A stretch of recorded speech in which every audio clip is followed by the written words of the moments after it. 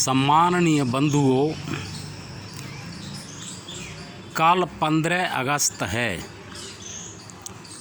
आप सब लोग जानते हैं कि कांग्रेस ने इस दिन को स्वतंत्रता दिवस के रूप में प्रचारित कर रखा है। इसके बारे में मैं आपको बताता हूँ कि हकीकत क्या है। 15 अगस्त को क्या हुआ था भाई? सत्ता का जो प्रमुख था वह लॉर्ड माउंटबेटन, वह भी वह का वही बना रहा। कानून के बेई बने रहे। नेहरू 15 अगस्त से पहले प्रधानमंत्री बन चुका था छल से, और अधिकारी भी बेई बने रहे। सेना भी वही बनी रही, सेना के अधिकारी भी वही बने रहे। तो बदला क्या था? केवल ब्रिटेन का झंडा उतरा और भारत का झंडा चढ़ा दिया गया। दूसरा प्रश्न यह है कि हम दोनों यानी भारत और पाकिस्तान दोनों एक ही भारत स्वाधीनता अधिनियम के अनुसार शर्तों के साथ सत्ता हस्तांतरण हुआ,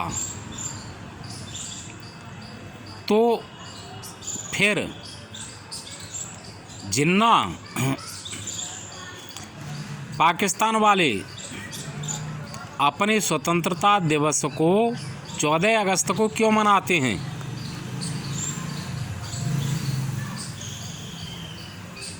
दूसरा प्रश्न यह है कि क्या किसी दस्तावेज पर ऐसे पर साइन हुए 15 अगस्त को अंग्रेज़ों के और भारतीय शासकों के बीच में कि भारत को पूर्ण रूप से आज़ाद किया जा रहा है? जब ऐसा नहीं हुआ तो ये झूठ क्यों बोला गया? और दूसरी बात रही तो ये है कि 15 अगस्त का ही दिन अंग्रेज़ों ने क्यों चुना और पाकिस्तान ने उसे आज़ादी का अपना दिन क्यों नहीं माना? इसका कारण यह है कि दूसरे विश्व युद्ध में जापान ने अपनी हार मानी थी 15 अगस्त को, ठीक है, हथियार डाले थे, और जापान के साथ ही आज़ाद हिंद सेना और सुभाष चंद्र भी हार गए थे। तो 15 अगस्त अंग्रेज़ों की जीत का और भारतीयों की हार का, अंग्रेज़ों के दुश्मनों की हार का दिन था। यानी उनके लिए गौरव की बात थी और भारतीयों के लिए यह अपमान की बात थी।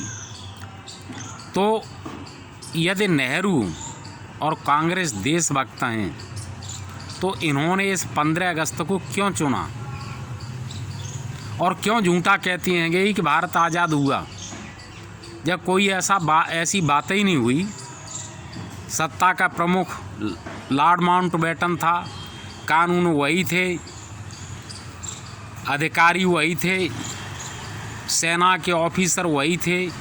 तो बदला क्या था?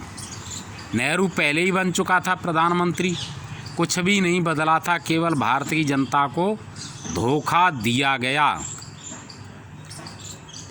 और इस दिन 14 तारीख तक, यानी पूरे दिन 14 तारीख को ही आखिरी दिन भारत की और पाकिस्तान के बीच की सीमा को डिक्लेयर किया गया। सीमा के डिक्लेयर होते ही पाकिस्तान में हिंदुओं की काटमार शुरू कर दी गई। लूटना, आग लगाना, उनके साथ बलात्कार करना, ये सब होने लगा। तो पाकिस्तान में, बांग्लादेश में हिंदुओं की धड़ाधड़ लाशें गिर रही थीं मकान जलाए जा रहे थे और औरतों के साथ बलात्कार हो रहा था। और इस झगड़े में केवल हिंदू ही नहीं, कुछ मुस्लिमों को भी नुकसान पहुंच रहा था, लेकिन ये सब हो रहा था। और गद्दार कांग्रेस और नेहरू वे जश्न मनाने में मशगूल थे कि हम आज़ाद हो गए। कांग्रेस असल में आज़ादी नहीं चाहती थी। सुभाष चंद्र के और कांग्रेस के बीच में यही झगड़ा था। कांग्रेस कहती थी कि हमें सुधार चाहिए, शासन में प्रशासन में भागीदारी चाहिए, और सुभाष चंद्र कहते थे कि पूर्णतः आज़ादी चाहिए। लोकमान्य तिलक भी कहते थे पूर्णतः आज़ादी चाहिए। सभी क्रांतिकारी और देशभक्त यही कहते थे कि पूर्ण आज़ादी चाहिए। लेकिन गांधी, नेहरू और दूसरे कांग्रेसी गद्दार जो थे वो कहते थे कि हमें अंग्रेज़ों के ही शासन में रहना है, लेकिन हमें शासन में भागीदारी चाहिए और सुधार चाहिए। ये झगड़ा था।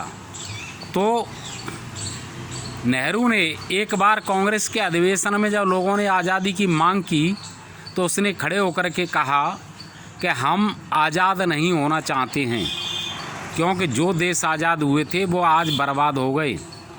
हम तो अंग्रेज़ों के तख्त पर बैठना चाहते हैं। और कांग्रेस का यही उद्देश्य था। कांग्रेस आज भी यही मानती है कि वो है अंग्रेज़ों की उत्तराधिकारी है और शासन करने का केवल उसी को अधिकार है। हमारी आज़ादी का वास्तविक दिन तो 21 अक्टूबर है, जिस दिन